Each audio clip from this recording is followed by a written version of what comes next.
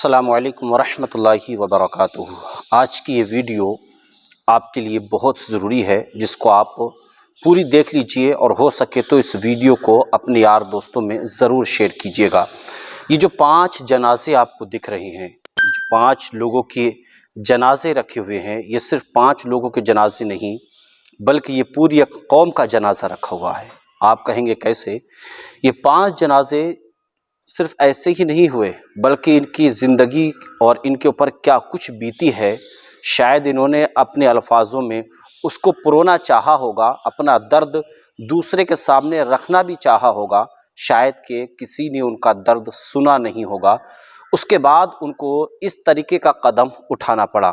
حالانکہ خودکشی اسلام کے اندر حرام قرار دی گئی ہے، لیکن اس کے باوجود بھی لوگ اپنی جانوں کو خود اپنے ہاتھوں سے ہلاک کر لیتے ہیں۔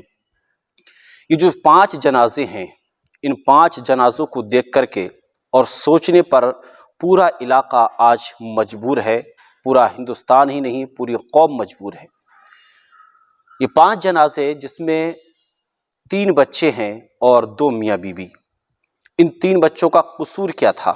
انہوں نے کیا بگاڑا تھا کسی کا، یا انہوں نے کیا کسی کی دولت کو کھا لیا تھا؟ لیکن قصور تھا اس میں ان کے باپ کا۔ وہ قصور یہ تھا کہ ان کے باپ نے کسی سے 1.5 لاکھ روپیہ قرض یعنی کہ بیاج سود پر ادھار لیا تھا۔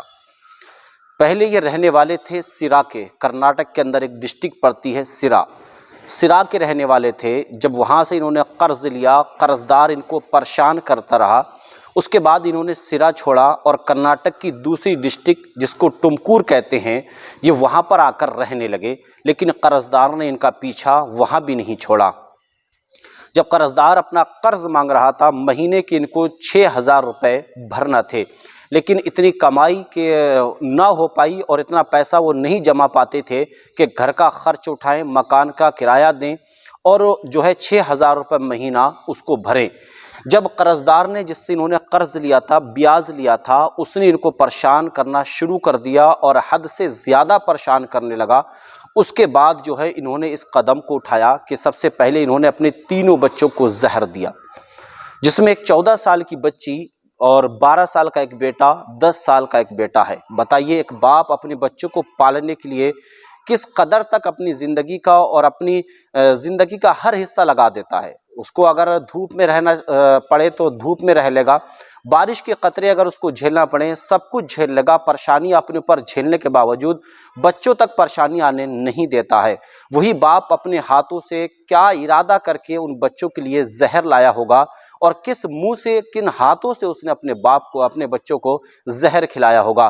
3 بچوں کو مارنے کے بعد میں خود میاں بیوی پھانسی کے پھندے پر لٹک گئے، گلے میں روپٹہ ڈال کر انہوں نے خود کو بھی ہلاک کر لیا۔ یہ 5 جنازے نہیں ہیں بلکہ پوری قوم کا جنازہ ہے۔ اللہ تعالیٰ نے تمہارے لیے سود کو حرام قرار دیا ہے کہ نہ سود لیو نہ سود دیو۔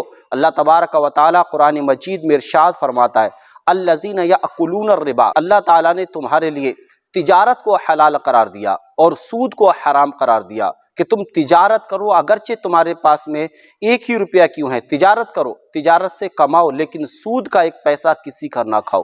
اور سود کھانے والے کا حشر کیا ہوتا ہے؟ اللہ کے نبی صلی اللہ علیہ وسلم فرماتے ہیں کہ جو شخص سود کھاتا ہے اللہ تبارک و تعالیٰ اس کو خون اور پیپ پلائے گا۔ کتنی بڑی سزا ہے سود کھانے والے کی، لیکن اس کے باوجود بھی ہم سود کو حلوہ سمجھ کر ایسے پگھا رہے ہیں، ایسا کھا رہے ہیں کہ ہمیں نہ تو اپنی قبر کی فکر ہے نہ ہمیں آخرت کی فکر ہے۔ کیا انہوں نے کسی کے پاس میں اپنے ہاتھوں کو نہیں پھیلایا ہوگا؟ کیا زندگی کی انہوں نے بھیک نہیں مانگی ہوگی؟ کیا جس سے انہوں نے پیسہ لیا تھا کیا اس کے سامنے اپنی پریشانی کو نہیں رکھا ہوگا؟ رکھا ہوگا، لیکن جس سے پیسہ لیا تھا اس کی سمجھ میں اتنا بھی نہیں آیا کہ غریب آدمی ہے، محنت مزدوری کرنے والا ہے، کسی مجبوری میں اگر اس نے پیسہ لے لیا ہے تو وہ چکائے گا، ہلکے ہلکے چکائے گا۔ لیکن اللہ تبارک و تعالیٰ نے کیوں تمہارے اوپر حرام قرار دیا سود؟ یہی بنا تھی کہ سود لوگے دنیا کے اندر بھی عذاب پاؤ گے، دنیا سے جانے کے بعد قبر میں بھی عذاب ہے اور آخرت میں بھی عذاب ہے۔ جو لوگ سود دیتے ہیں کم از کم اللہ تبارک و تعالیٰ سے تو ڈریں، اور جو سود کھا رہے ہیں وہ بھی اللہ سے ڈریں کہ کیا منہ دکھاؤ گے اللہ تعالیٰ کو مرنے کے بعد۔ کیا اس کی بارگاہ میں کس منہ سے جا کر کے کھڑے ہو گئے کہ تم کسی غریب کو یہاں تک مجبور کر دو کہ وہ اپنی جان دینے پر یا خود کو ہلاک کرنے پر مجبور ہو جائے؟ ان 5 پورا پریوار ختم ہو گیا، اب گھر کے اندر ایک بھی نہیں بچا کہ کوئی ان کے جنازوں کو اٹھا کر کے کاندھا دے سکے۔ 5 جنازے جب ایک ساتھ جاتے ہوں گے اور ایک ہی علاقے سے گزرتے ہوں گے، ایک ہی قبرستان میں سے ان کو دفن کیا جاتا ہوگا، تو اس علاقے کا کیا ہوگا؟ آج پورا ٹمکور غمگین ہے، غم کے ماحول میں ہے کہ ایسا کیسے کر کے ہو گیا۔ آج لوگ اپنی اپنی باتیں کر رہے ہیں، لوگ ان کے اوپر ویڈیو بنا رہے ہیں، لوگ اماموں کو لے کر کے الگ الگ طریقے سے باتیں کر رہے ہیں کہ اماموں کو چاہیے کہ وہ مسجدوں کے اندر کھل کر کے اس کے اوپر بات کریں۔ کون نہیں جانتا ہے کہ سود اسلام کے اندر حرام ہے؟ کون نہیں جانتا ہے کہ اللہ تبارک و تعالیٰ نے سود کو تمہارے پر حرام قرار دیا؟ سب جانتے ہیں، لیکن اس کے باوجود بھی آج سود کا کاروبار اتنا بڑھ گیا کہ آج لوگ اپنی جانیں دینے پر لے تو لیتے ہیں خوشی خوشی۔